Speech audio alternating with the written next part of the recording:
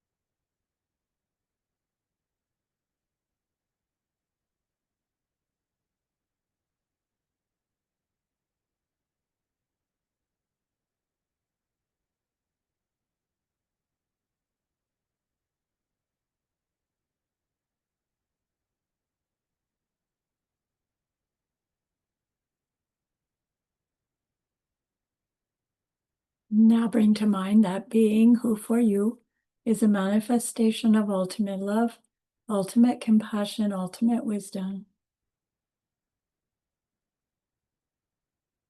And see them there with you.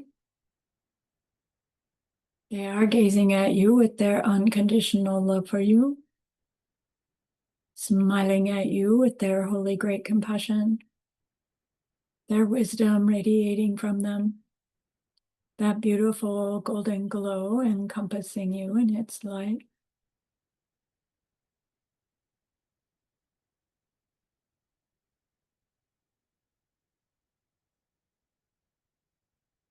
And then we hear them say, bring to mind someone you know who's hurting in some way.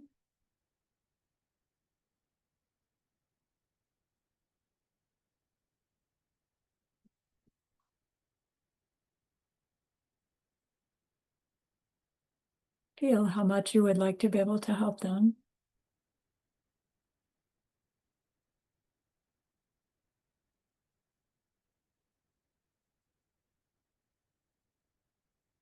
Recognize how the worldly ways we try fall short.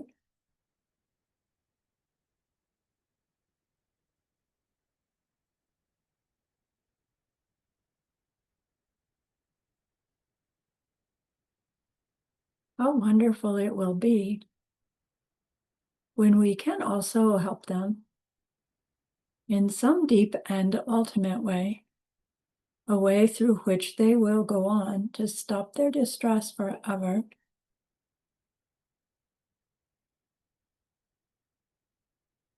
Deep down, we know this is possible.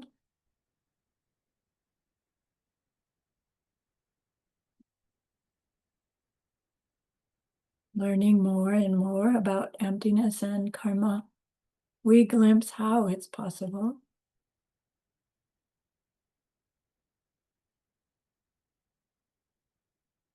And so I invite you to grow that wish into a longing.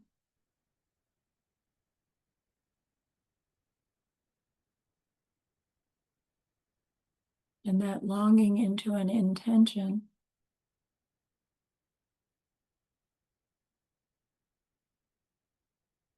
And that intention into a determination.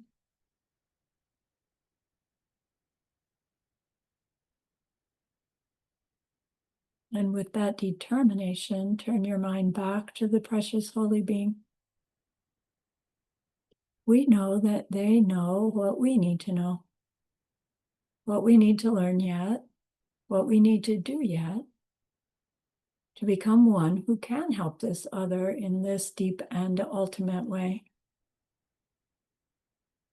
And so we ask them, please Please teach us that.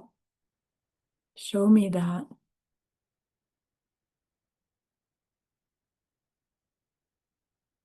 And they are so happy that we've asked. Of course, they agree. Our gratitude arises.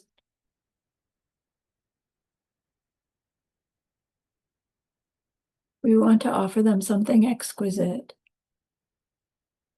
And so we think of the perfect world they are teaching us how to create.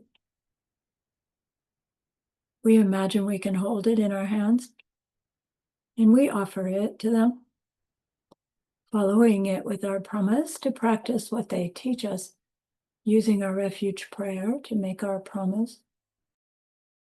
Here is the great earth, filled with fragrant incense and covered with the blanket of flowers. The great mountain, 4 lands, wearing the jewel of the sun and the moon.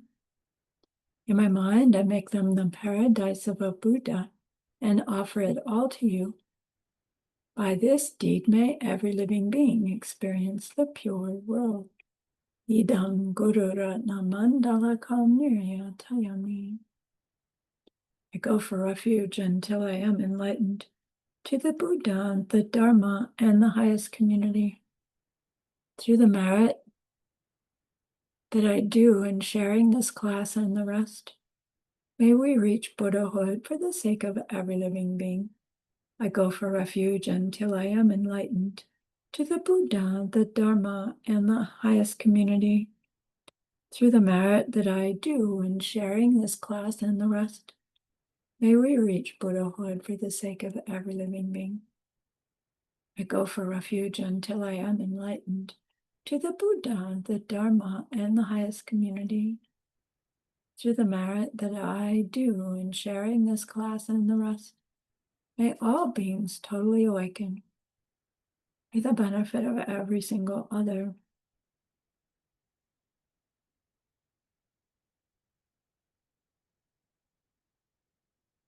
All right, so the next thing to learn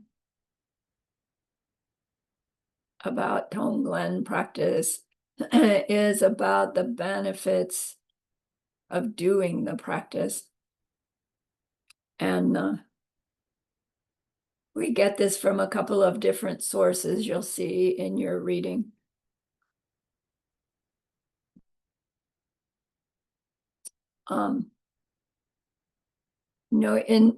In our lives, it seems that there are some people who seem to just naturally have this extraordinary compassion and love. And I'm talking about figures like Mother Teresa, right, who's gone from our world now. But, her love was so great. When somebody interviewed her and said, how can you work so directly with those lepers? It's a physical condition that's terrifically unpleasant for someone to be with, not just for them. And she had this puzzled look on her face. She goes, I don't know what you mean. Like, I love them. I want to help them. It's like her love made it such that it was as if she couldn't even see this horrible state that everybody else says, oh, don't touch it because you'll get it. Right. And she was just like, I don't know what you're talking about. She didn't even understand the question, according to the write-up. I didn't see a video of that, but it's like, oh my gosh. And then the other person that Geshe Michael thought of was Albert Schweitzer, this British physician back, I think, in the 1800s, early 1900s in Africa, and seeing so many people, right, with diseases, problems, conditions. And he set up medical clinics, and he took care of them in the way he knew how, not to mean that was necessarily better, but he could have been a successful, wealthy guy in Britain. And it was like, no, like he loved these people enough to go to that much effort to try to help. And then it's like, are there people now, like modern people now, that that that's that are that? Like who in our world? And I'm embarrassed to say that I don't come up with very many right now. And even the ones that are extraordinarily giving, like can't remember her name, the ex-wife of some really wealthy person who's now doing all kinds of big money generosity. It's beautiful to be generous with your money. But Mother Teresa was in there cleaning their wounds, and feeding them and taking them places. And it's like hands-on, not just money for the program. But then the people who are running the program, they must have this incredible love. Maybe not to the extent of a Mother Teresa, but enough to keep them going, because nonprofit work is difficult. Those who do it know. So if you're in a class like this, then very likely deep down, we admire those folks. And we naturally compare ourselves to them and find ourselves lacking, inadequate. And Buddhism says, look, don't compare yourself in that way, because Geshe said it, nobody's born with that kind of love, meaning it's not inherent in them. Maybe Mother Teresa was born with it, but it means in previous lifetimes, she trained in it, right? She developed it. It's not something that a human being has inherently, this deep love. Like we want to think so, that if I just remove, I'd find this love.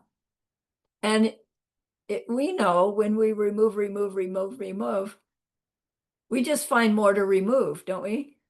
Like it's the same idea as when we go looking for the thing that gets the label, we never find it, we find something more subtle.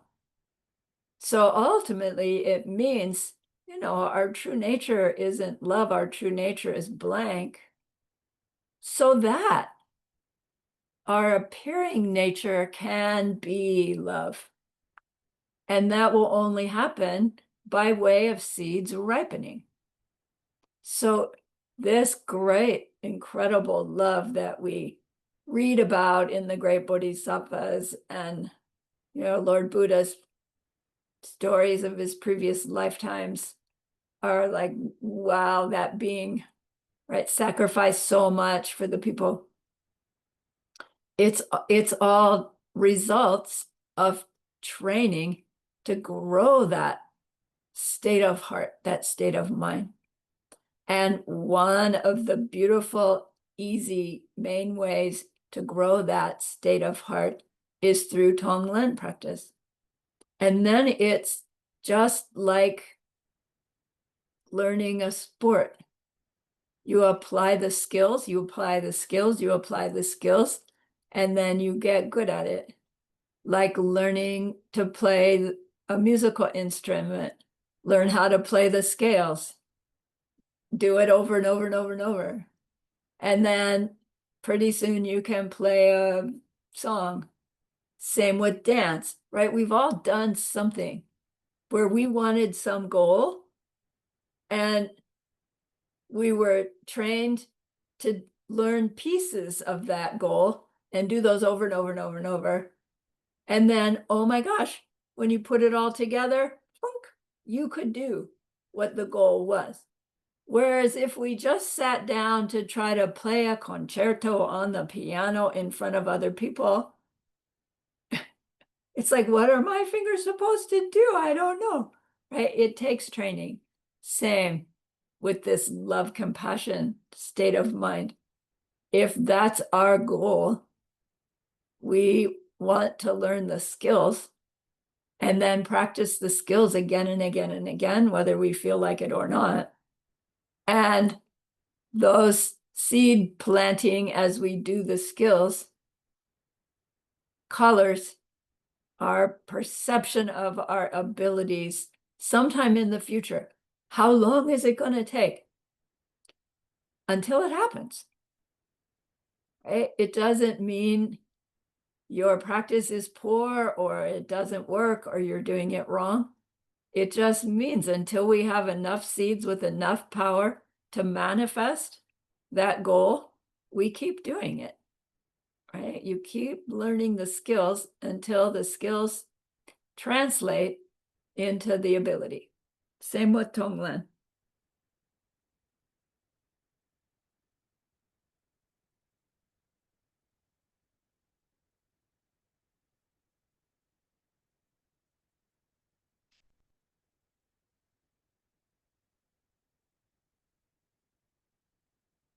So when we first are learning our practice of TongLen, we're doing it on our meditation cushion.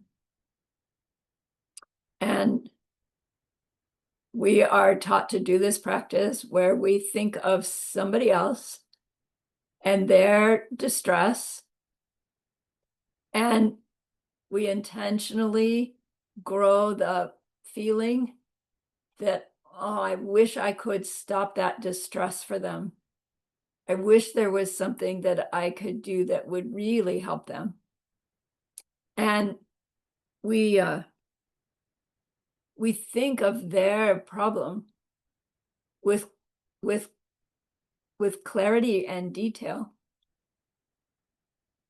including our understanding that it's mental seeds ripening, theirs for them and mine for me, and wishing that I could take that problem and the seeds for more of it away from them. Just imagining to do it is whatever amount of time that we spend on that is time when we are finally not focused on our own problem, our own distress. And we don't usually think of meditation for that purpose. We think of meditation, oh, a time to learn to focus my mind, a time to try to see emptiness directly, right? A time to learn to stress reduce and feel more calm if you're in a different tradition.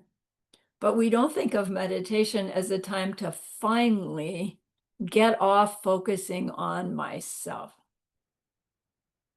And yet, here, this particular object of meditation, TongLen, this is what it's for. This is the training that it is, the skills that we're learning is the skill to get off of our own self-involvement and plant the seeds for other involvement, other concern. So the amount of time we spend less concerned on ourselves and more concerned on other, that all that time is the seeds are being planted. And so the skill factor is chipping away at the strength of our own selfishness. And it's like, gee, where does all of that distress and pain and suffering that I experience and even that I see in my world, what's the propelling factor that planted the seeds that could be a result that's unpleasant? It has to be selfishness, because out of selfishness, we do something that when some selfish person does that to me, it's going to be unpleasant. So we're not even specifically thinking my own selfishness until we get to the flame in our chest when we're doing TongLen. But one of the big benefits of TongLen is that by spending time focusing on the other, we are decreasing the power of our own seeds of focusing on ourselves. And it's like, well, wait a minute, if I stop focusing on myself, Why will I ever get out of bed? Well, we'll get out of bed in order to TongLen somebody, right? We'll get out of bed in order to do something for somebody else instead of getting out of bed to get what I want next. So like I'm making the selfishness be really big so that we can recognize what's going on. Most of us at this level, our selfishness is not that big. But if we've not seen emptiness directly yet, or we are not feeling, completely loving and joyful all the time, we still, right, have powerful selfishness seeds ripening, even as we do our kindnesses for others, right? So it's great to be kind. And even as we're holding the door open for somebody, we're probably not thinking, I'm doing this so that doors will be held open for me. But underneath, there are these subtle mental perceptions of, oh, they'll like me a little better. Oh, they'll think highly of me. Oh, right? It's inherent in our seeds of selfishness to be thinking, I will do something for somebody because of some gain I will get from it. Not glaringly in the words all planned out, but subtly underneath because of our belief in the me that everything is coming at. So again, to get ourselves off of ourselves and focus on someone else with this intention to try to help them in some way, even within a world where nothing we do can help them ultimately, and nothing we do can actually help them in the moment itself, that we still say, no matter, I'm going to focus on them and their problem because I really do want to be able to help them stop it. And as we do that on our cushion, we're not impacting that other person. They don't even know we're doing it, very likely. Yet, the seeds that we're planting as we do it are influencing our own mind. And when those seeds ripen, they ripen as a change in how we perceive other. So maybe it's not 2 weeks later we see them and their cancer is miraculously gone, although it's possible. But it won't be because of the TongLen you did every day for 2 weeks. It will be because of the seeds you planted in your mind by doing the TongLen every day for 2 weeks, that you changed your own seeds sufficiently enough that you can't see them with cancer anymore, right? You see them telling you, nobody knows why or how, but my cancer is gone. But we need to understand how TongLen works and how it doesn't work, so that when we TongLen someone, we're not doing it with the expectation to get the result that we want, but we're doing it to plant the seeds to change the very experience of me and my world. Well, wait, you just said do TongLen with no interest in personal gain. Right, I did say that. But you won't be able to help getting personal gain, which is why you don't need to have it in mind at all as we're TongLening, because it will happen regardless.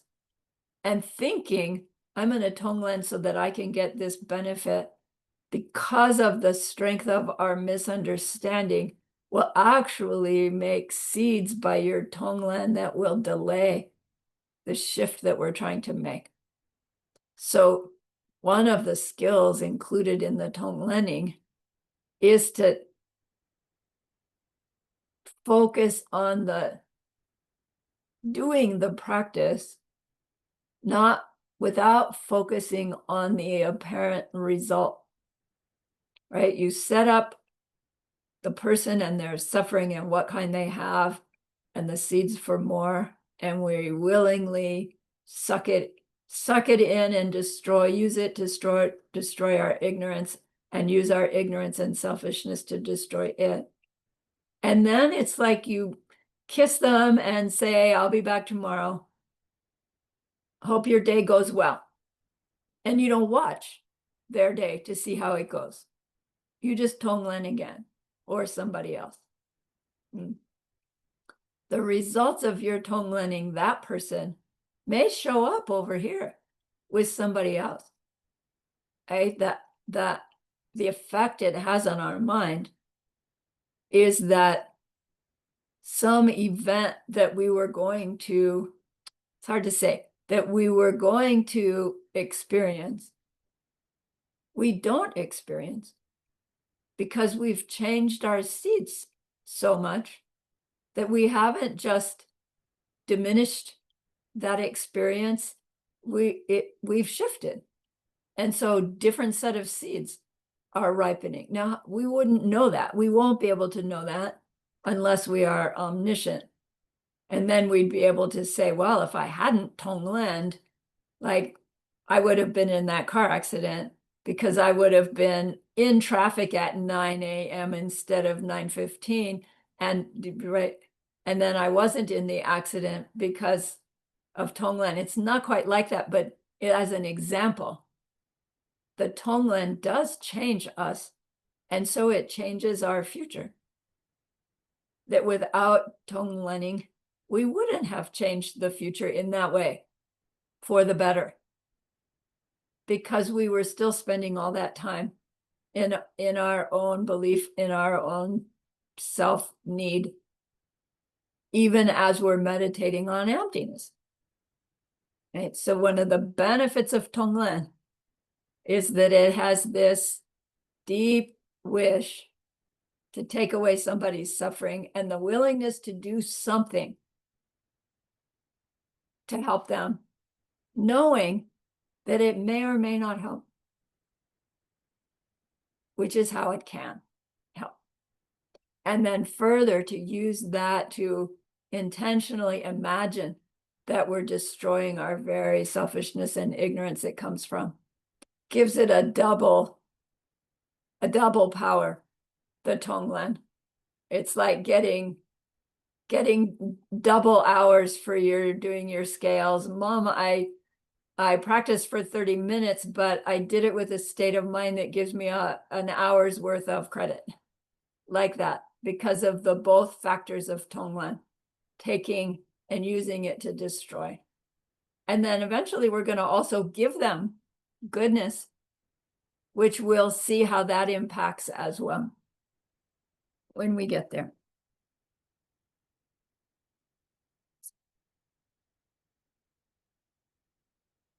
Geshe-la says typically we really don't think much about others' problems, except by way of how their problems are causing me problems, right? So we might care about the upset boss and whether they're having a bad day just because the upset boss is making me upset.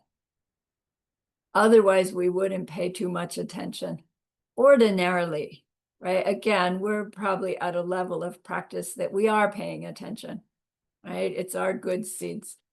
And to be able to use that good impulse in a way that will perpetuate it is part of the beauty of TongLen practice, an easy way to do that. All right. So as we're TongLening someone on our cushion, we are growing our love for them, even without necessarily interacting with them at all, because of what we're doing on our cushion. So this person that we TongLen, we'll start with someone you love because it starts, right? You already have the love and now we can grow it bigger. But we're going to go on to growing the ability to TongLen people that are neutral to us, and then even TongLen people we downright don't like, with the same state of heart, right? The same concern for their suffering, and so the same amount of love. We're going for that equanimity. It isn't likely to come straight away. The effort to try grows the seeds to be able to do so, even without interacting with them directly. So your TongLen practice does not mean you're going to go to that person you've been TongLening that you really don't like, or maybe they're even dangerous to you, and to have to go and check to see whether your TongLen is working. You won't have to do that. Very likely, if they are in your life, even at a periphery, you may find someday, it's like, wow, I haven't thought about them. I haven't been upset by them. And then you come across them in some way and you just feel differently towards them. You never actually had to settle it between you and them. It's the beauty of TongLen practice. Okay. So at first, our TongLen practice is only on the cushion. And then as it grows in its power to diminish our selfishness, we'll find ourselves like wanting to behave more kindly, more helpfully to others in bigger ways. Not because we're thinking, oh, my TongLen on the cushion says, off the cushion, I need to work harder at being kind. But because the seeds of doing TongLen on the cushion, right, are shifting all of our seeds. And we want to be, right, that loving being out in our world. So they say, don't leave TongLen on the cushion. Be the TongLener off the cushion. And they mean that literally we'll learn. We can TongLen as we're at the grocery store. But what they mean is let it color your behavior. Let your behaviors change. Because sometimes we think, I don't know, I'm a pretty kind person. I can stay at this kindness level and I'll do okay. And then that state of mind would say to our own state of mind, yeah, I'll TongLen on the cushion and get more loving, but off the cushion, I'll stay the same. So give yourself permission to grow and to change. And then you'll be surprised how, like, it'll occur to you, to jump up in that meeting and, I don't know, pick up the flyers that are going around, because somebody has to do it. Might as well be me. Whereas before it would have been, whoever's in charge will take care of this, right? No wrong morality in that.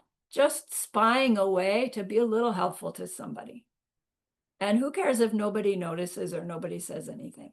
And it'll be this influence of our TongLen on our behavior. The subtlety of our kindness will grow when we allow ourselves to change habits, right? To grow our habits. So Geshe-la says, don't be vague in the distress that you see yourself taking from someone else. Like our like Mahayana Buddhist motto is for all suffering beings, for all living beings, because it's the biggest wish and it makes the biggest seeds and the most power. But it leaves people suffering at arm's length. So if we have a specific person in mind and we know even a little bit about them, we can say, all right, this person I want to help, they've shared with me that they're depressed. And I understand that, this part about them, and I understand a little bit of that. I don't understand the whole story. But I understand about seeds for depression and how people really suffer from that. And I understand that probably they have seeds for more similar situation of depression, and whatever it was that led them to having depression as the result, whatever those seeds were, that's all the black stuff that we're going to see ourselves gather into their heart. So we don't want to just say, oh, I see them sad, I'll take their sadness. It's just too broad, too big. It works, it'll be fine. But the more specific we identify the distress that we see in them, the more specific are the seeds that we are damaging within ourselves. So you want to take a little bit of time to try to identify as clearly as you can, given the circumstances.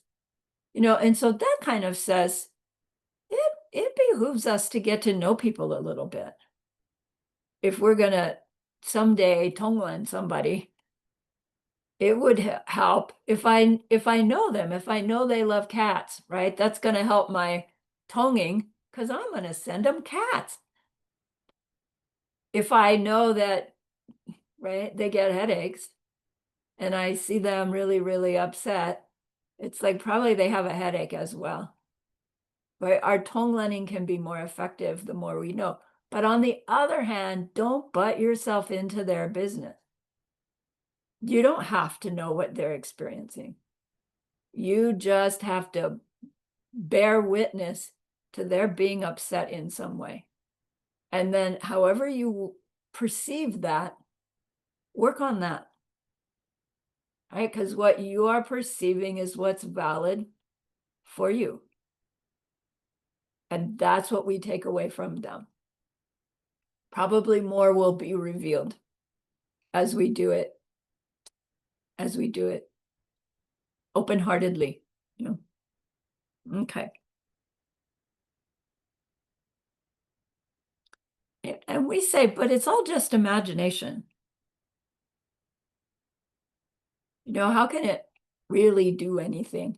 If what I do worldly can't help anybody, well, then for sure what I do in my imagination can't help anybody. But as we'll learn how it works and how it doesn't work, we understand about karmic seeds, we'll see that it's the more powerful way to help someone, to help in our imagination, than to help in worldly ways. And when we help in our imagination, there's a greater likelihood that when we help in worldly ways, we have the goodness to actually see it have some positive effect. It won't necessarily yet be the thing that triggers for them the end of all their suffering, but it could at any moment, right? Just as it could for us at any moment.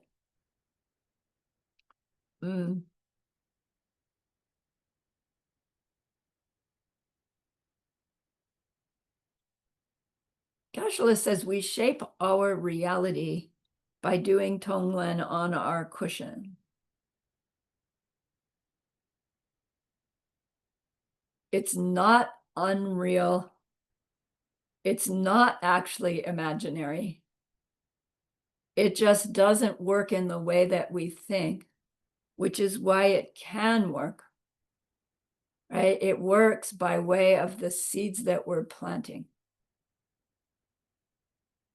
And he says this is actually how to get to heaven, how to create paradise.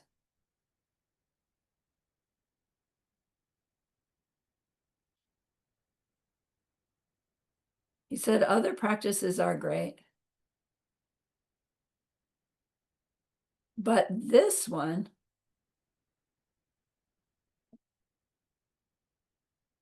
contributes to the seeds for those others to work. So interesting, the power of TongLen. this practice will lead to our own being able to teach people how to stop their suffering, stop their death, stop their illness, stop their forced rebirth forever someday. Just TongLen. So why do we do anything but TongLen? Why didn't they teach us that at the get-go, right at the beginning? They did, me. That's the first thing I learned was TongLen in this tradition, Tibetan Mahayana tradition. And it's like, I didn't think it was doing any miracles. But it's like, here I am teaching people how to stop their distress forever. Like, oh my gosh, it really did do what right? It really does do. Okay.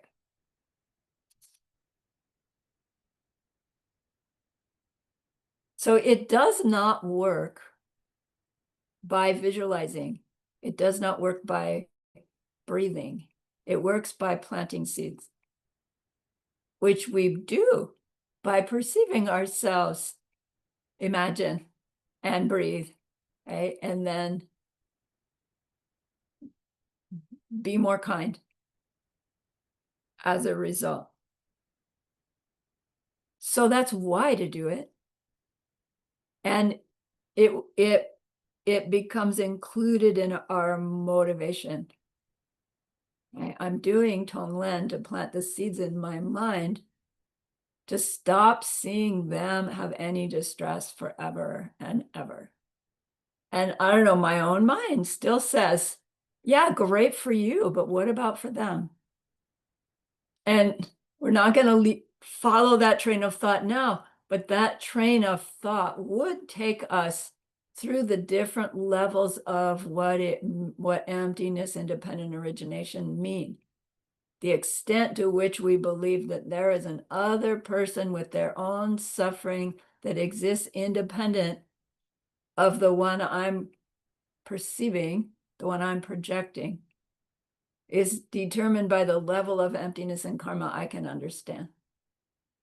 At the highest level, there's no me, there's no them, there's no pain, there's no suffering other than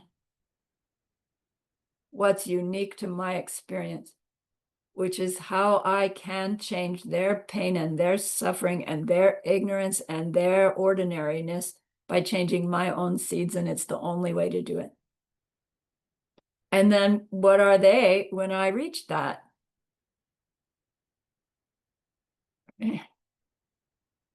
For me, they are Buddha. For them, they are whatever they are. And it's not contradictory and it's not a conundrum, but it seems like it is. Right? So we TongLen from the level that we're at, which is at least the Mahayana level where we're wanting our bodhicitta to grow into, I want to reach Buddhahood for the sake of all sentient beings as my permanent address. Like my mind is always in that state, identifying with like, that's my purpose, that's who I am. TongLen grows that, but it does all this other benefit at the same time. So beautiful.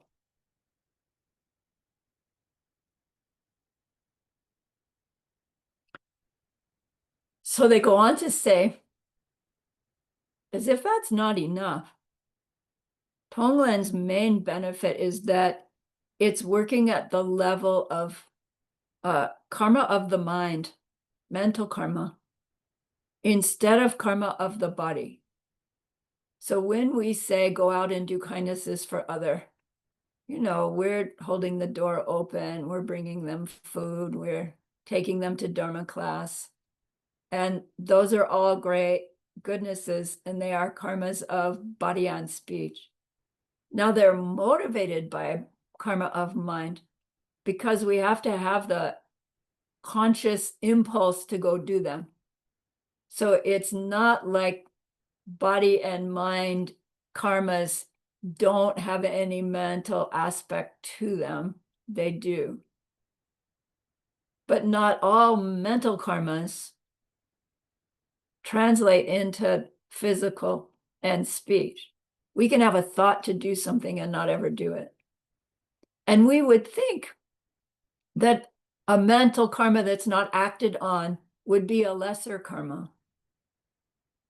But they actually say mental karmas, meaning just the movement of the mind, having the conception and then the next thought of whatever that next thought is, that mental karma is the most powerful karma, the planting, because it's this, it colors the whole flow that goes on, right? If the first movement of the mind is it, thumbs down, I don't like, I don't want, that flows into what am I going to do to avoid it. If we don't have that, I don't like, I don't want, you're not going to flow into some kind of avoidance behavior. Having the, I don't, thumbs down, I don't want impulse has already replanted the misunderstanding of self, misunderstanding of other, misunderstanding of the thumbs up, thumbs down, and misunderstanding of the reaction to that.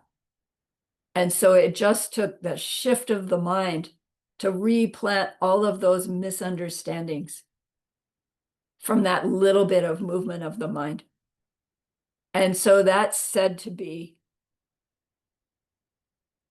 powerful karma, more powerful than the action done. Now, it's not like adding the action makes the mental karma like have a physical or speech result, whereas a mental karma never acted on will only bring a mental karma result, right? So you could say by acting on the mental karma, you strengthen that karmic seed, but it isn't the same karmic seed because the mental karma has already done its thing. Now we add the physical karma, right? Those are related but different seeds. So TongLen is a mental practice where we have the mental motivation. Somebody's in pain, and that's unacceptable. I wish I could stop it. I will pretend I can, like I will stop it by using my own breath and my imagination, my seems like imagination, to suck it out of them and use it to destroy all the seeds for the ignorance and selfishness that created it in the first place. That's all mental karma, movement of the mind. We're not saying doing anything. It is happening in a stream. There's a whole story. So it's a story's worth of mental karma, all the better. Because 64 per instant being planted, right? So one of the powers of TongLen is the fact that it's mental karma. And then when we tag it on the breath that resonates with the subtle body, that adds further power to the mental karma aspect of TongLening. And it doesn't require going to the person. It doesn't require taking the medicine. It doesn't require solving their problem. It just requires caring about them enough to spend your precious meditation time on their problem instead of our own. So that's the first step, like the first powerful mental karma is I've only got 15 minutes to do my meditation. I've got this upset with my whoever, and I'm so upset with them, and I need to solve this problem. Yes, you can TongLen you. But we might want to think, wow, who has some similar problem? think of how painful it must be for them, because we know how painful it is for me. And I know about karma and emptiness, and as far as I know, they don't. So they don't have any tool to work with it. So, oh my gosh, they must really be like feeling stuck. Ha, there.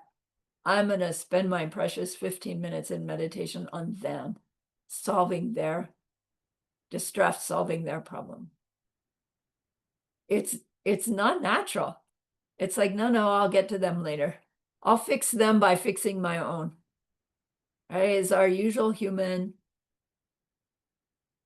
seed pushed attitude. So exquisite. TongLen gives us a tool for overriding that.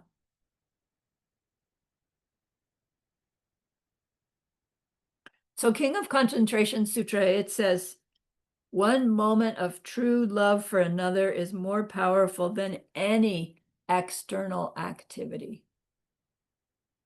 One moment of true love for another is more powerful than any external activity. True love for another is wanting them to be happy, willing to try to help, no matter what. We'll see. Now, when we talk about mental karmas, generally speaking, we're talking about those last 3 of the 10 main mental affliction karmas that humans make. Coveting is the word, we say jealousy. It means being upset when we see somebody else's success or happiness. Malice, we call it ill will, meaning at one level, not caring about someone having distress.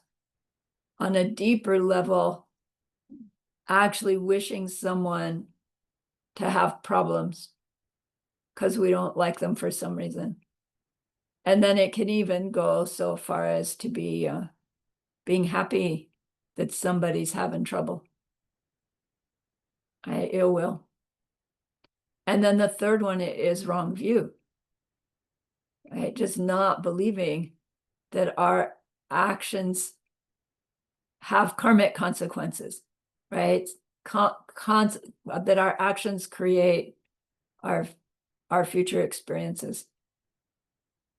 There's more to it than that, but the basis of that wrong view then is that we go to all kinds of things as sources for happiness that are actually sources of more pain. And so that wrong view just colors our mind in terms of what's pleasurable and what's not, what's important and what's not. And we misjudge everything as a result. So these 3 are the main mental afflictions that underlies any other mental movement karma that we can experience and then react to. Like, yes, there are other mental karmas, right? Love, joy, anticipation, right? All those, they are all mental karmas. Also, nice ones, good ones. But when we go looking for the ones that are causing all the distressors, if we keep getting down, we'll find some story that has evolved out of one of these 3. Now, technically, the 2, jealousy and ill will, they come out of number 3, wrong view. If we did not have wrong view, we would not let a moment of jealousy or a moment of ill will even get to the surface of our mind, because we'd know so clearly that that would just perpetuate suffering for everybody. So technically, wrong view is underneath all of them. But the thing with wrong view, when we're trying to clean it out, purify it, we can't do a power of restraint yet. So even with our TongLen, if we were to say, okay, I'm going to just suck out of them their wrong view, we don't understand wrong view well enough because of all of our seeds are still colored with seeds for its belief in it, that we can't get clear enough on the wrong view seeds to actually have the powerful impact that TongLen is having when we can say, I know what their anger feels like because I get angry like that too. Right? Then we don't have to remember it. We don't have to feel it. The fact that we have similar seeds in that way and we've had the experience helps our TongLen be more effective in what it's doing for us, because it is doing a kind of purification, right? Not by bringing the seeds up and out, and except that's what we're seeing in the other person is ripening of our seeds, and our willingness to suck it in and destroy it is an interesting response to what one might do next time the boss is yelling at us. But it's like, wait a minute, boss is yelling at me, and so what I should do is say, boss, timeout, I'm going to TongLen here. Like, it might be really effective. It might really make them angry. The point is, we can understand their mental affliction because we've been there, done that. With our ignorance, we should be able to understand their ignorance too, but we're so steeped in it, we can't understand our own well enough to really TongLen it. But we will be damaging it by deciding I'm going to take their pain in on my breath and destroy my selfishness and wrong view with it. And so we will be chipping away at that wrong view, even without having to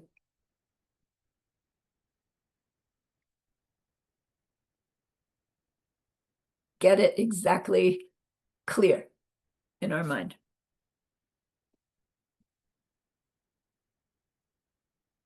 So if we take being unhappy when others get something they want and being happy when others have misfortune, and we turn them around, they become, I'm happy when somebody gets what they want, and I'm unhappy when someone has misfortune.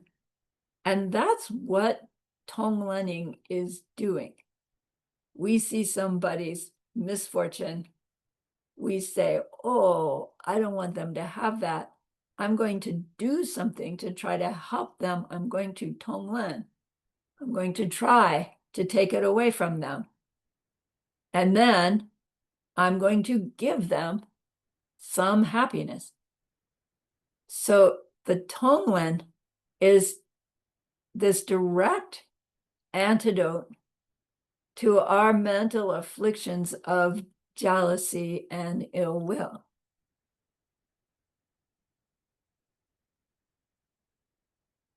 So it's not mentioned in the 6 traditional antidotes in our 4 powers doing TongLen, but we can see how it is a negator of the seeds that are causing us to be upset when anybody else is happy and to have that wish that someone we don't like has problems. They're 2 really non-bodhisattva states of mind. And if we're trying to grow our bodhicitta and so trigger our bodhisattvahood, this practice is perfect. Because by doing so, we're damaging those jealousy seeds and ill will seeds. Because we understand a little bit about karma and emptiness, we'll get there.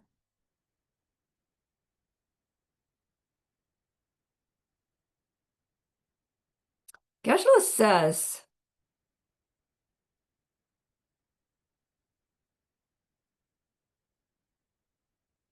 people who have already overcome their jealousy and ill will, maybe not 100%, but mostly, they'll be those kinds of people that all they can see is the goodness in others, the goodness in situations. And it's like all they can talk about is pointing out the goodness in things.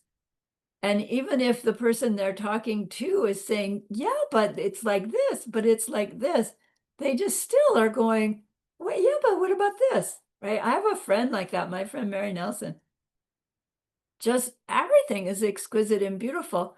But she's almost blind, right? She has all kinds of bad things happen. But her response is always to see how it's helpful, to see how it's beautiful. And she really is happy when she sees other people get what they want. And like she hardly ever sees anybody in a way that makes her see them in a bad light. She does see people who are suffering. And she goes, wow, I'm so sorry they're having that. I'm going to try and help them in some way. She's not Buddhist. She doesn't know TongLen.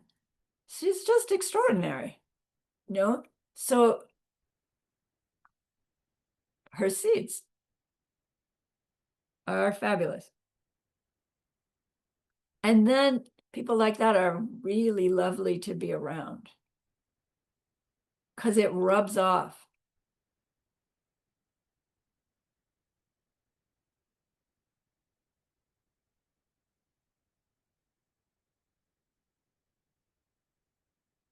It's a ripening of this love, whether she calls it that or not, right? That's what we would call it. And if it's nice to be around people like that, it's probably nice to be a person like that, right? And then you've got this double effect, right? You are one of them, and your goodness shines out into your world, and you find yourself around a lot more of them. And then everybody together is perpetuating more of it. And that's how Buddha paradise starts. Everybody being more and more loving. There'll still be bad days, rough days, but as a baseline, people more loving than selfish. All right, let's take a break. I have a little bit more to do before we meditate. Well, I'm supposed to do a lot more before we meditate. Well, we won't do that. We'll just do a little bit more. So please get refreshed.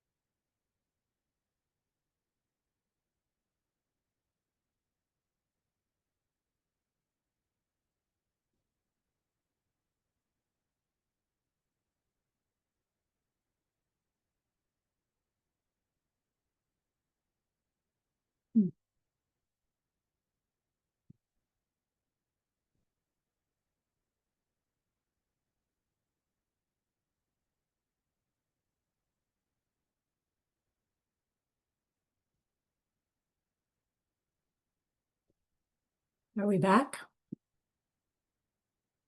I have 2 out of 8.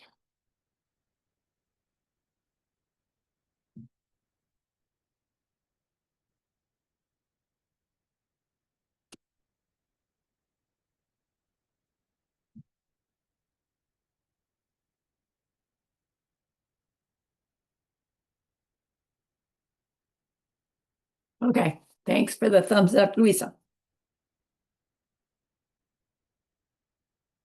So Geshe-la says worldview begets worldview, meaning mental karma begets mental karma.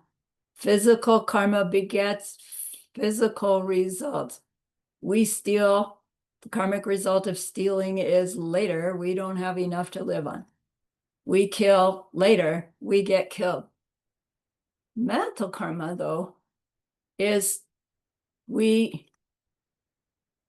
continue to have that view, and we continue to see that view in our outer world.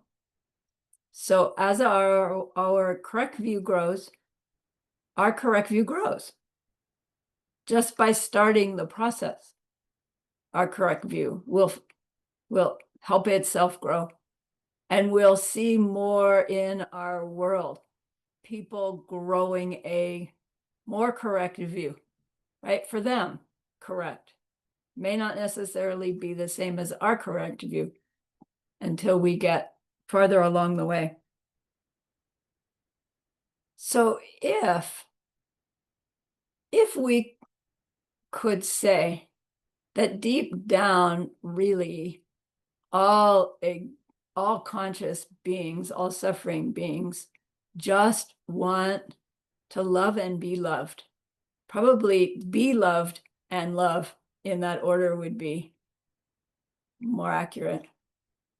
All we want is to be loved and love unconditionally. And if that's the case, then how would we make that as a result? Right? We would need to see ourselves behaving that way for someone else. And it's like, but I can't love unconditionally yet when I'm out and amongst. Probably I can't even really imagine it completely. But I can sit on my cushion and I can think of somebody else, and I can recognize all they want is to be loved for who and what they are right now. And on my meditation cushion, can I grow the feeling, why can't it be me, the one who loves them like that? I'll try. I just want them to be happy. Just sit on your cushion and think of how much love you can pour into them. Just make it up. All right, I am this infinitely loving being, and I see their suffering is coming from seeds, and it's so unnecessary. And if I could just touch them in just the right way, their heart would explode in love, and they'd feel and be what they're dreaming of, even if what they think they want is a raise, what they really want is to love and be loved. Can I give that to them? Can I take away what's blocking them from that ability to love? And just to sit on our cushion and imagine loving people's suffering away from them. That's TongLen, right? It's not worded like that until we get into the details, but it's what it means, right? It's the feeling that we want to grow as we're doing our TongLen. Not just the mechanics of TongLen, but I'm doing the mechanics out of love, right? In order to love, in order for me to grow my unconditional love of others. So Arya Nagarjuna, he gives us a list of things that will happen just by spending time on our cushion, recognizing someone's difficulty and problems and fantasizing about loving them so much we could help them. And he says, number one, you'll get happy. Like you'll get happy all the time. Not because you see your TongLening making them, whoop, suddenly happy, but because of the seeds of trying ripening as this feeling of love, being love. Right? Secondly, he says, spirits will be attracted to us. And it's like, I'm not exactly sure what he means like that. I know people for whom spirits are attracted to them, and it is not pleasant. But on the other hand, like maybe that's an opportunity to access and help beings that someone who's not sensitive can't help. I don't know. So I'm not so sure about that one. But Buddhas and Bodhisattvas are attracted to us in order to help us. It's like, wait, Buddhas are omniscient. They know me already all the time. And it's like, yeah, I'm one face in a crowd until something like makes me special for that one Buddha so that they recognize me in the crowd. We've heard it before in ACI. Yeah, once we get bodhicitta, right, we're like the Buddha's child, etc. Same idea. Our Inagarshana says we won't have health problems. And it's like, maybe we don't suffer from the health problems we get until we reach the TongLen level of not having health problems at all. But my own experience is still get health problems. And then our environment will be safe. And it's like when I first started TongLening, you could not find organic food. There was no such thing as Whole Foods yet, I don't think. And it was so expensive, even if you could find it, someplace in California, it was like, I'm not going to spend that much for an apple, my seeds. And then, now in my regular old grocery store has organic stuff, and it's like, whoa, it's just so much easier now than it was before. Just an example. Results of the change in me and my mind. Yeah, it took a long time. Been TongLening since 1989, right? But I'm a slow study. It doesn't mean everybody's going to take that long to see the results that I told you earlier. Don't bother looking for them, right? Because you don't want to limit yourself in your results. But now looking back, it's like, oh, wow, I do see that these changes that I can attribute to TongLen. Does that mean absolutely those are the seeds that makes organic vegetables in Tucson easier to get? I don't know. I won't know till I'm omniscient. But it's close enough because it's a pleasant result. And TongLening is about the most pleasant thing I can do for anybody. But wait, nobody knows I'm doing it. Right? Exactly. It's hard. It's hard to quite grasp. It's like, no, don't they have to know? Okay.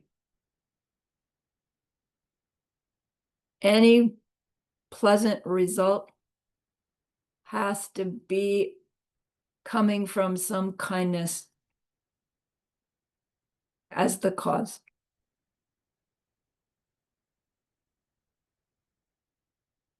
Kindness manifests as caring for others. Whether you see yourself doing it through your physical action, through your speech action, or through your mind action, it's still creating the karmic seeds, the results of which will be pleasant.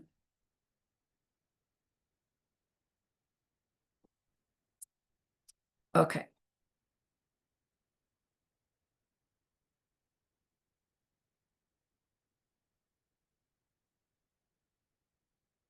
Again, TongLen is the method of growing our bodhicitta. Our bodhicitta is the state of mind of if somebody walks up to you and says, I need an eyeball, can I have yours? And you go, oh yeah, here. No, it's like, come on, that's not ever going to happen. I don't know, maybe not. But the sense of, nah, right? Versus, wow, I can't wait, is where we have to go, is what TongLen will help us grow. Growing our bodhicitta, which grows the state of mind through which our seeds grow into moving along our bodhisattva bhumis, okay, towards our total enlightenment. Okay. That's a good place to stop, although I still didn't finish class. I'm going to put my mark. We're going to meditate.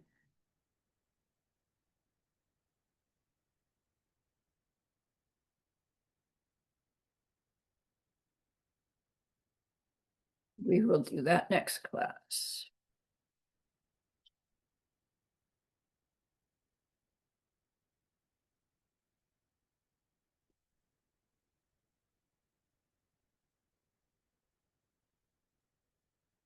All right, the last two sessions, we TongLened ourselves.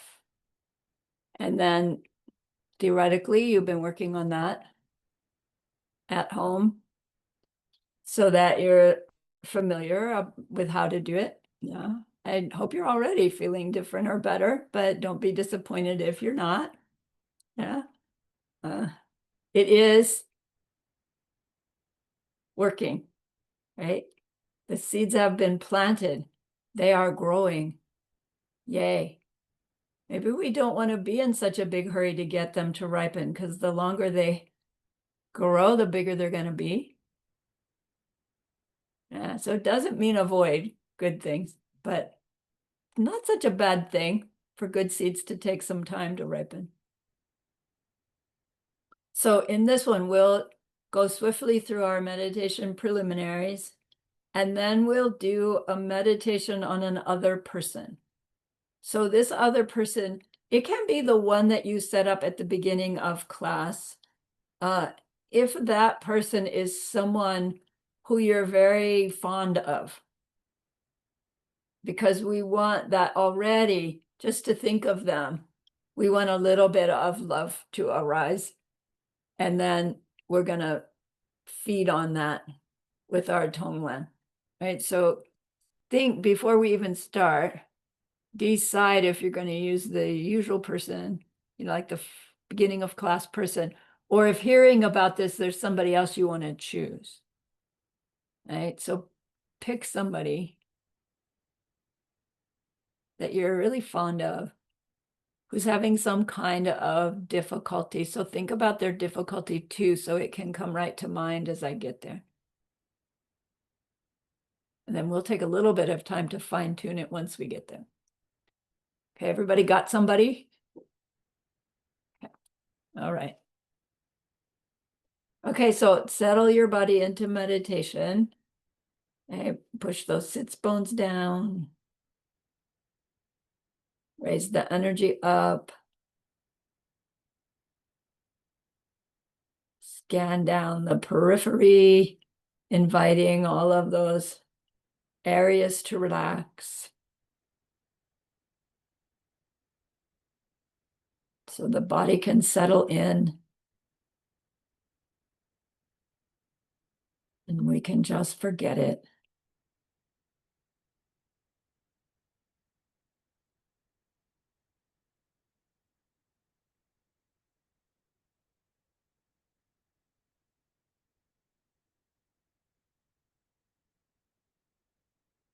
And turn your mind to come back up.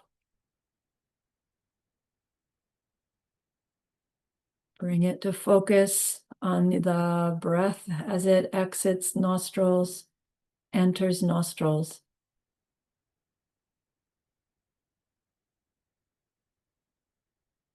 Turn the microscope mind lens onto those sensations.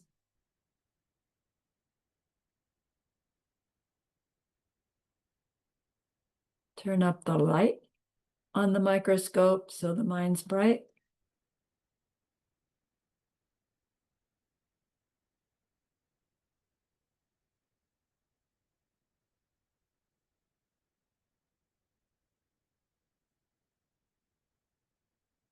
And then turn on the intensity, call it eagerness or curiosity, something that brings everything to the fore, all focused on the breath.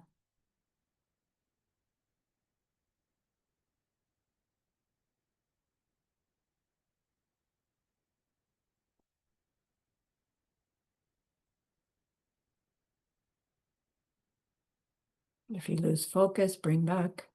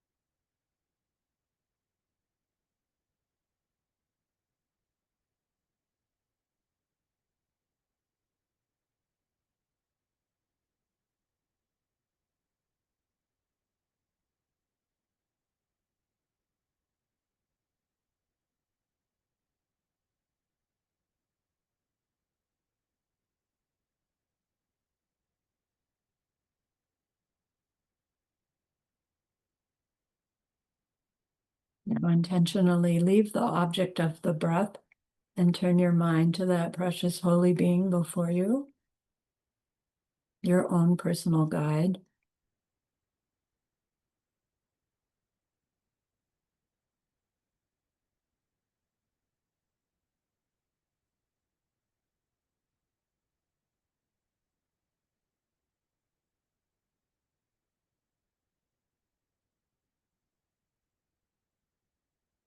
Recall that they show us fully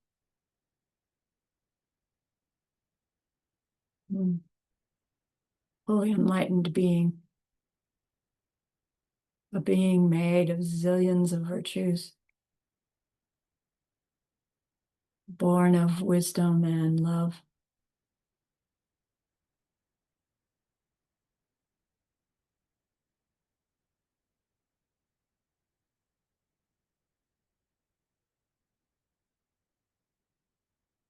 And so just by seeing them, we recall our refuge in them as the three jewels.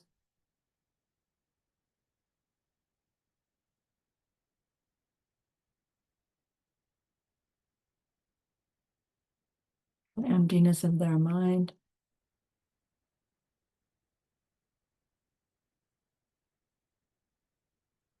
their omniscience and emanations,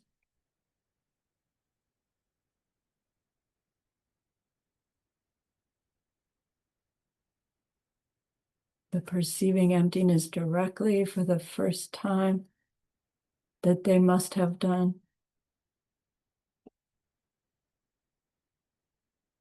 And they're teaching others how to do it.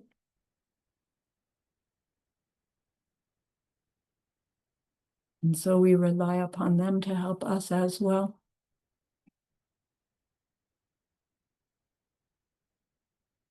We take our refuge in them and the understanding of karma and emptiness they are helping us to achieve.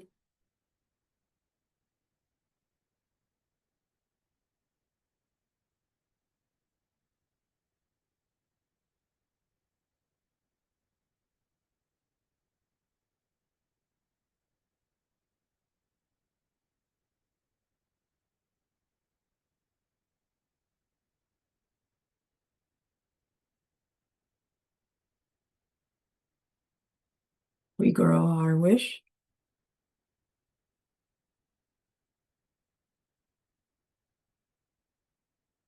Tell them of your aspiration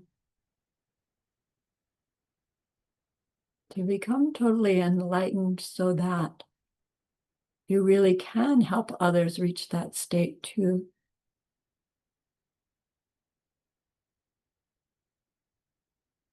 Tell them in a way that helps your own mind, your own heart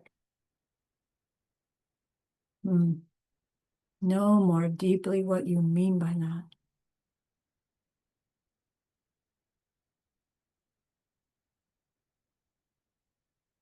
So you feel it, not just say it.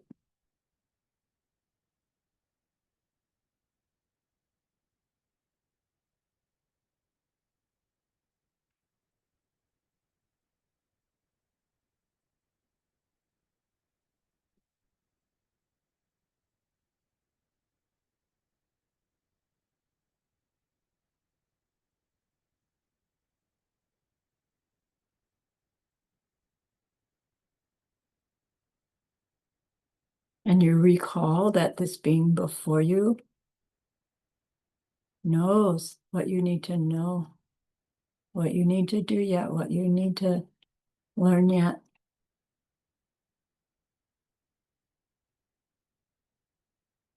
And so make your mental prostration to them. Ask them to please teach.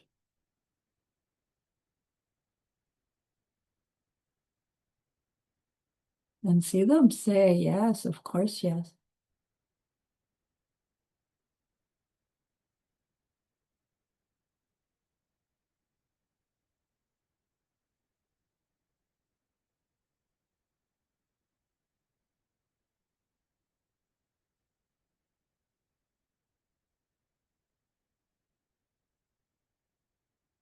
Our gratitude grows.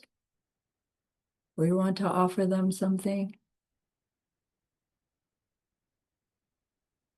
And we know that what they like best is for us to hear ourselves telling them of something from our practice.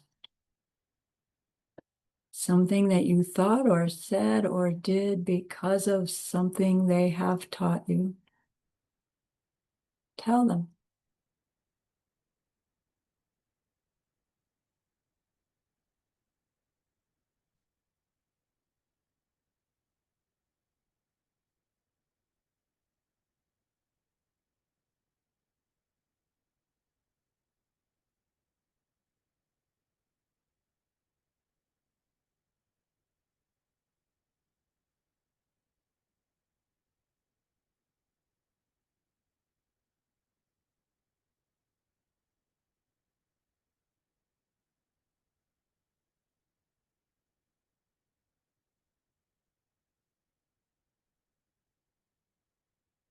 And we feel so safe with them that we can open our heart to show them some negativity.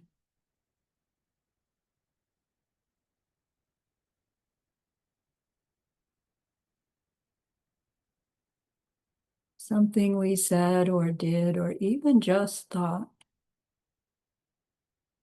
that we understand is a seed that when it ripens, it will hurt us and others. It will be unpleasant.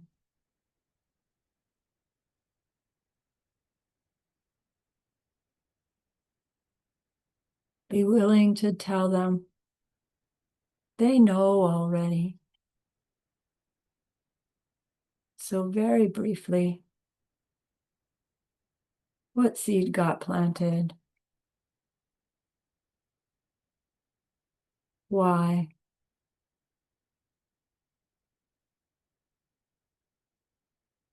Recall the karma and emptiness of the situation.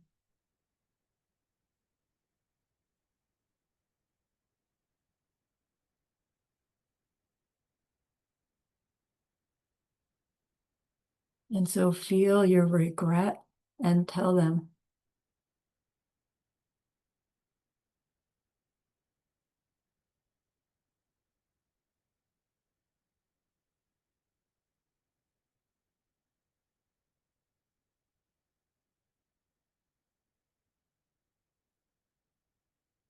establish your power of restraint. Specific. Tell them that too.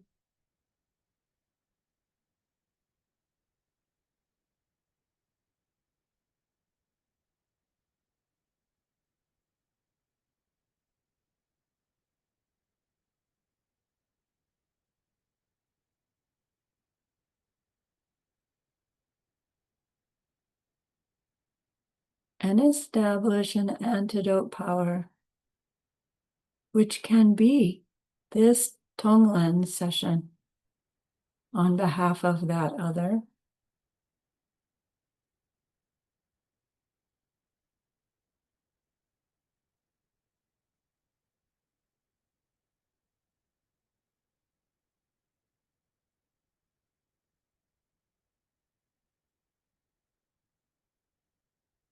And then fill this open space in our hearts with rejoicing. Tell them of another kindness that you've done.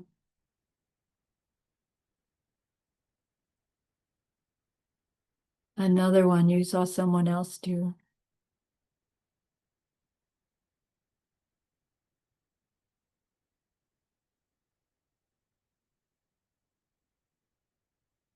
Another one you saw or heard of done by someone you have trouble with.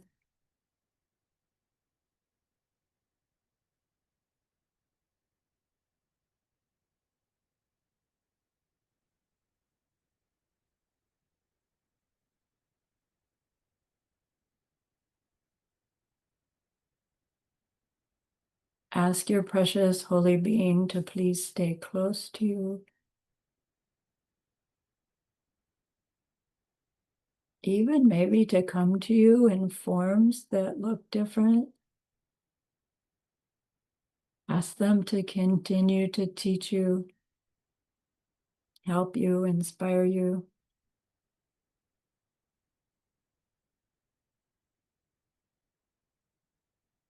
And dedicate what we've done just so far to your TongLen practice, helping your bodhicitta grow into a shining light from your heart, from which you see the face of every existing being someday, and love them.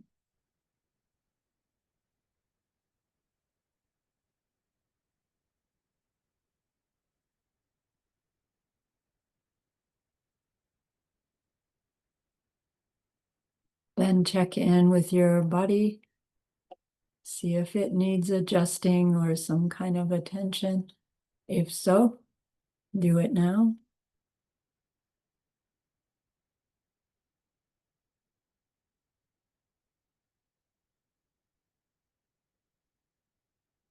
Then settle back in, bring your attention to your breath.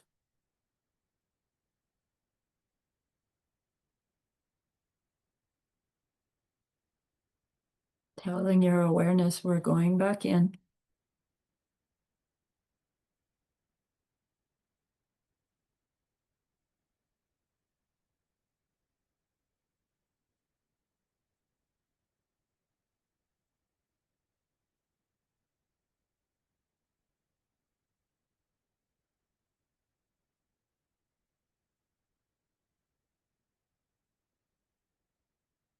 And once you're in, shift your object to that person that you love who's having that problem. Picture them wherever they are right now, in their home, hospital, wherever. And imagine you are there with them. They can't see you.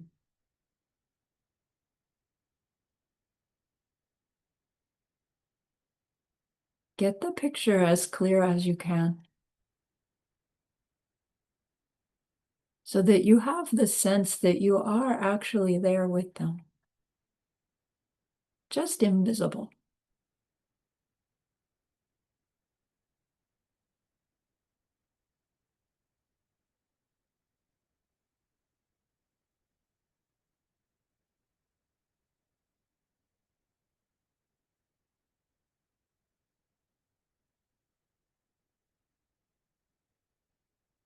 Now identify their current difficulty.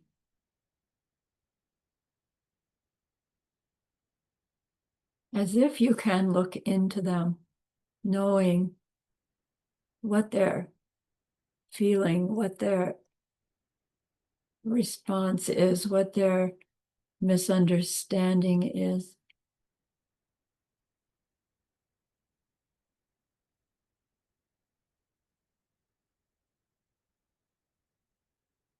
Try to identify it specifically.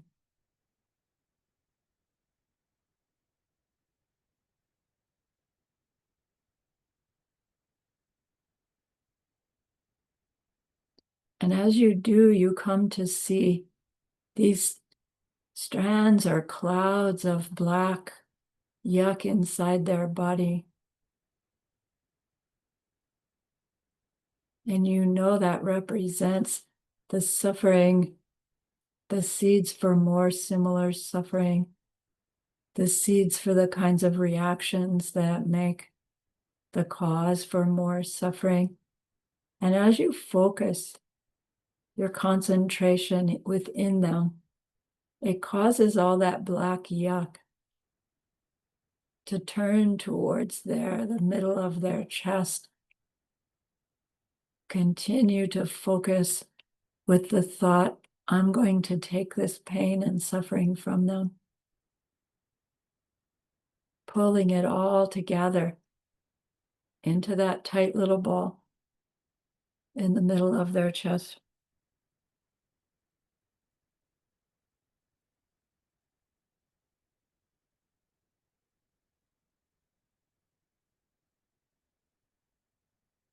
You can be thinking, I know your pain. I know your suffering. I know where it comes from.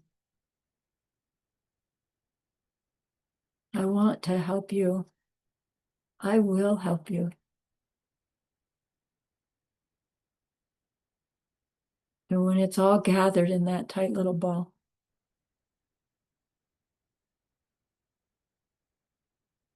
start your exhale, moving towards them.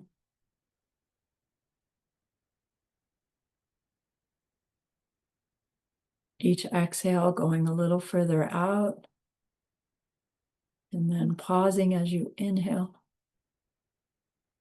Furthermore,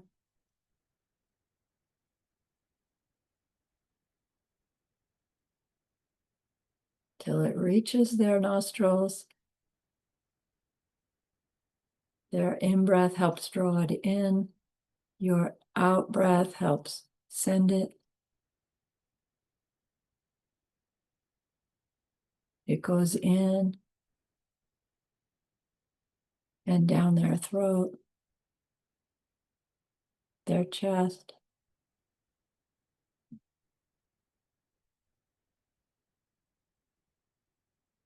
Hooking into that black ball of goo of this suffering situation, the suffering itself, seeds for anything like it in the future.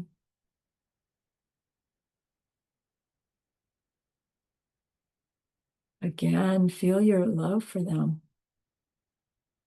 This black ball is preventing their happiness.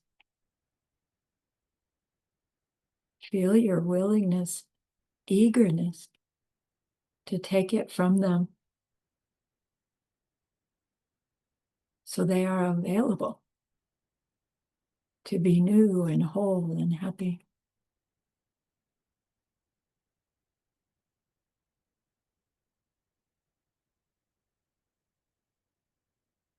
So then shift your focus to your inhales. And with those inhales, the breath is pulling that black ball of goo up through their chest.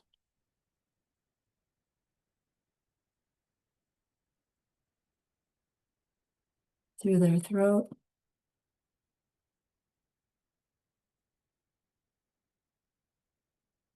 Out their nose. Coming towards you.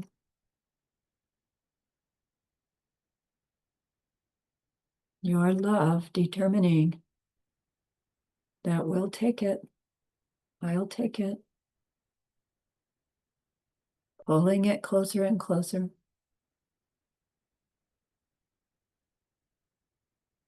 until that black ball is hovering just below your own nose, your invisible nose.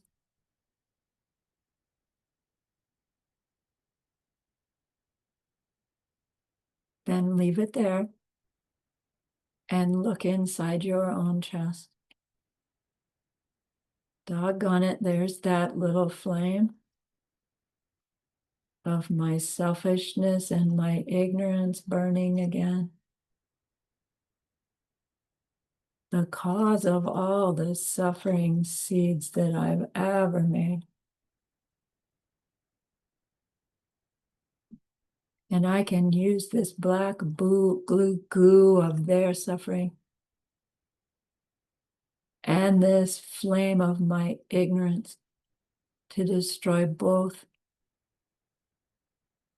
And I'm going to do so out of my love.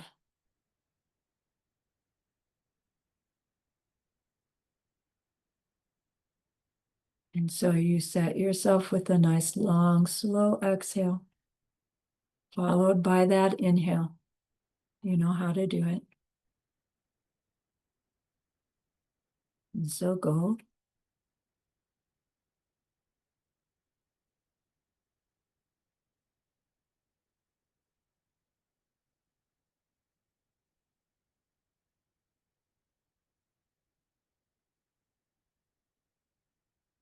And when the wisp of smoke disappears, rest in that clear space, breathing normally.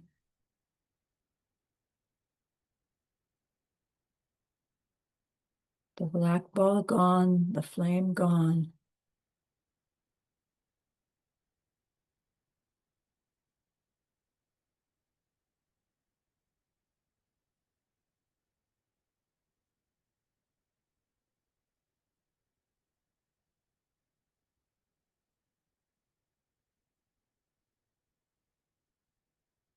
Then invisible you gazes upon that loved one again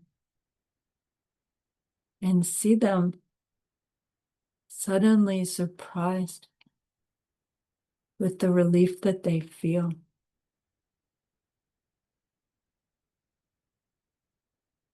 The understanding of the situation that they have.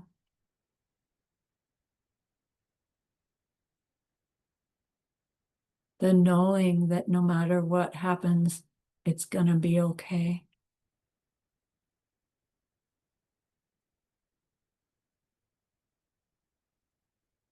See them happy. See them feeling loved. They don't know where it's coming from.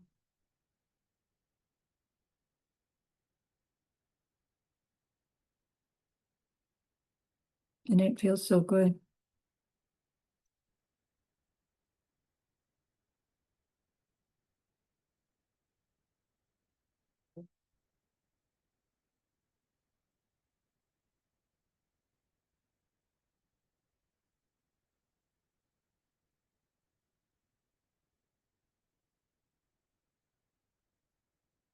So we'll stay one more minute, enjoying their happiness, enjoying our love for them.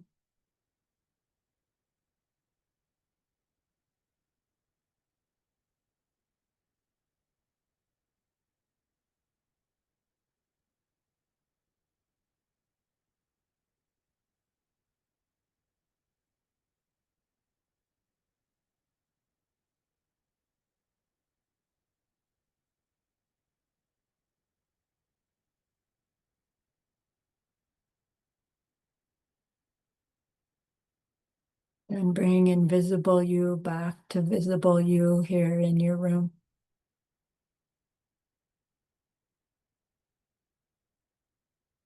Dedicate the goodness of what we've done.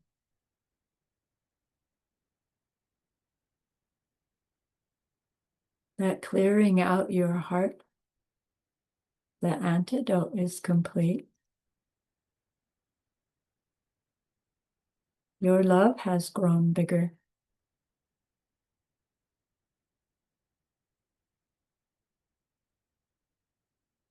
dedicate it to your bodhicitta. Opening your heart.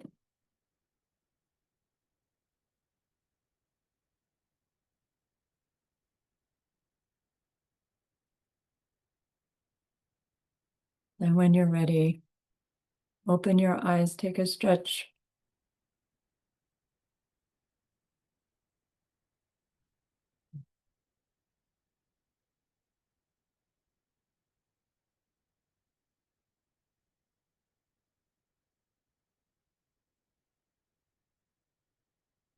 It takes me longer to talk you through TongLen than it does for you to do TongLen. Do you see that? Like once you know the sequence, give yourself permission to start the movie with your preliminaries and then run the movie yourself instead of relying on an audio talking you through it as a guided visualization. Learn to do it. And there are these different aspects to it that you want to include, but your TongLen will become unique, right, to you. Just don't miss the important pieces. But please don't forever rely on guided meditations,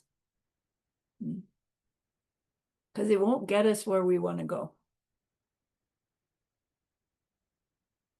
Okay. Are there questions or comments, or you need help with the TongLen so far? We've got 8 minutes yet.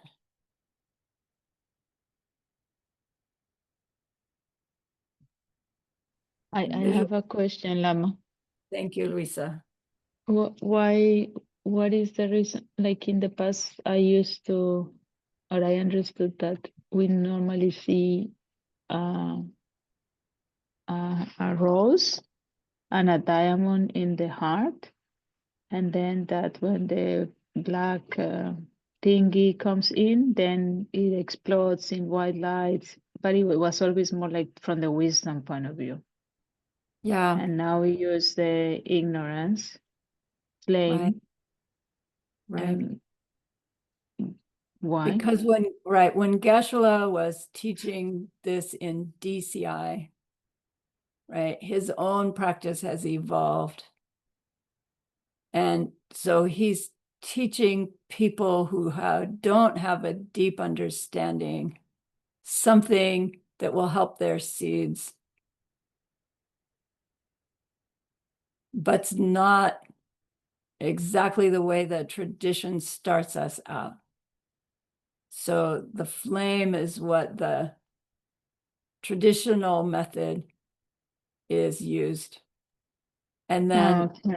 in it, right, is the ignorance and selfishness that it's hard to really say, well, the rose in the diamond is the result we're trying to get, right? Love born of wisdom. And it's attractive. That vision is attractive.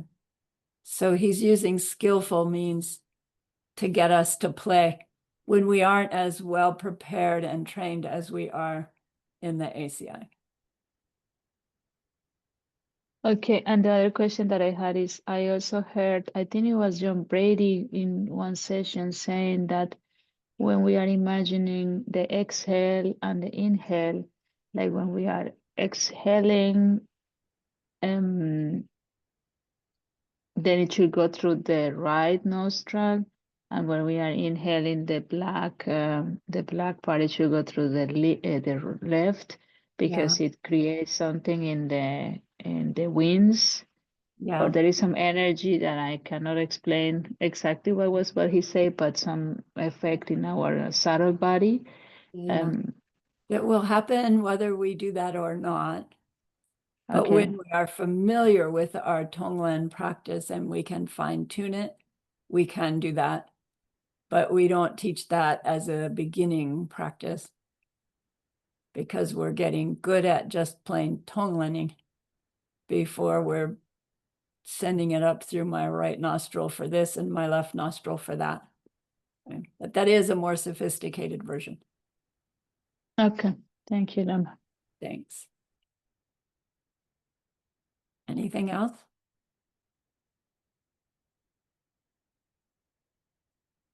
Right? Is the visualization clear about this black whatever inside their body and gathering it all into a tight little ball? You can get an idea of that. Yeah, it's. Yeah. I think like that is easier. Before I used to do like a loose smoke, but then Uh-huh. when you are trying to pull it from the other person, it kind of extended. So I Yeah. run out of air when I'm inhaling because Yeah. and sometimes it happened that it kind of got more and more. Like it didn't matter how much I was inhaling, it didn't end. Yeah. Yeah. So Yeah. that was a bit distracting. So Uh-huh. to condense it in a little ball, I imagine more like a bullet shape because Okay. then it can go easier through the Okay. nostril. Yeah, good. Good idea. Right. I have to admit, Like, it occurs to me, it's like, how come they're not choking as that thing's going up their throat? And it's like, yeah, just forget on that. They don't choke. They're not really even aware that it's happening. So yeah, but that's, yeah, I am too literal, as you know. So I had to put it in the shape of like a more yeah, enlarged form yeah, so it can go through the nostril. If that's not, then fine. I get blocked Right. in That's fine. the ball going through a nostril. Yeah, I agree. I agree. And it is like, well, what is it split into two if it's coming out both nostrils, which, is where the left or right, you kind of do have to specify one or the other. But I don't visualize it that closely. It's just coming out their nose. I don't care how it gets out there. Yeah. What for me is difficult is when I am, but it has been in any meditation when I have to imagine myself. If I imagine myself outside of my body as another entity, like as another person, and I see myself outside of me, or Mhm. if I am in the meditation, me now here sitting in the chair, that's very hard for me. Like for example, if I have to move to the place where a person is living, let's say the hospital, but I'm Yeah. sitting now here in my home, in Yeah. my real body. And then Right. when I am imagining myself being there, then somehow it doesn't work because the position of how I am sitting now doesn't match with the where the person is might be sitting. I don't know if you understand what I'm Yeah, saying, but you I have a get visual too caught mind. in these details. Yeah. So how have you adjusted that? How have you worked with that? No, I don't. I struggle during the meditation, kind of turning my body, but then I start to turn my real body. I mean, then it distracts me Yeah. because I really try to adjust my position to how I am imagining Yeah, in yeah. the other person Okay. house or hospital or Right. So can you imagine your current body being invisible to somebody who was sitting in front of you? yeah, I guess so. But So but it I, was even I would even when we, suggest we were that doing with rather than, ourselves. yeah, wait. I would suggest that rather than you going to them, imagine that they are here with you in front of you, but they can't see you. Oh, okay. Put them in Yeah, front of but you in your room. yeah, it's that the instruction has been always imagining the real place or like where they most Yeah. likely will be, even with in the last days when we were doing with ourselves, right? So I am Yeah. sitting in my meditation room or where I have my altar, Yeah. but then where I sit to work is in another place. And then to imagine myself in the at the desktop but I am sitting at the altar. It is very difficult for me. I get it too literal, and then I need to position my body. Okay. It's a distraction, but yeah, I will Okay. do what you recommend. Yeah, try that. Okay. So Thank you, Lama. remember, mhm. Remember that when we were trying to help at the beginning of class. Whether they were the one you TongLen or not, we have helped them by way of class because we've changed our seeds on their behalf. And that's a great, great goodness. So please be happy with yourself. And think of this goodness like a beautiful glowing gemstone that we can hold in our hands. Recall our own precious holy beings, see how happy they are with us. Feel your gratitude to them, your reliance upon them. Ask them to please, please stay close. Continue to guide you and help you and inspire you. And then offer them this gemstone of goodness. See them accept it and bless it. And they carry it with them right back into your heart. See them there, feel them there. Their love, their compassion, their wisdom. It feels so good, we want to keep it forever, and so we know to share it. By the power of the goodness that we've just done, may all beings complete the collection of merit and wisdom, and thus gain the two ultimate bodies that merit and wisdom make. So use those 3 long exhales to share this goodness with that one person, to share it with everyone you love, to share it with every existing being everywhere. See them all feeling loved and loving. And may it be so.